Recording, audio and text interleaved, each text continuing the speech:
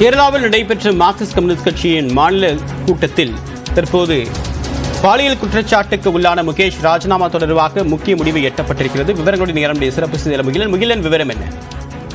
தேவா, கடந்த 2 நாட்களாக கேரள இந்த மாநில குழு இந்த முகேஷ் தொடர்பான ஒரு முடிவு எடுப்பதற்காக 2 நாளாக கூடி ஆலோசித்து வருகிறது. தற்போது அந்த 2 நாள் அந்த ஆலோசனைக்கு பிறகு முகேஷ் தற்போது பதவி விலக தேவையில்லை என்று கேரள சிபிஎம் மாநில குழு தற்போது முடிவு செய்திருக்கிறது.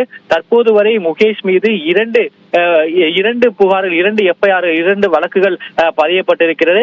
2 நடிகைகள் முன்வந்து முகேஷ் தன்னை பாலியல் துன்புறுதலுக்கு வற்புறுத்தியதாக உட்படுத்தப்பட்டதாகவும் 2 பெண்கள் நடிகைகள் ஏற்கனவே புகார் அளித்திருக்கின்றனர். அது தொடர்பாகத்தான் அவர் மீது 2 வழக்குகள் பதியப்பட்டிருக்கிறது. இந்த 2 வழக்குகள் பதியப்பட்ட உடனேயே இவர் கொல்லம் எம்எல்ஏவாக இருக்கிறார், இவர் எம்எல்ஏவாக நீடிக்க கூடாது என்று காங்கிரசினர் தொடர்ந்து போராட்டத்திலும் ஈடுபட்டு வருகின்றனர்.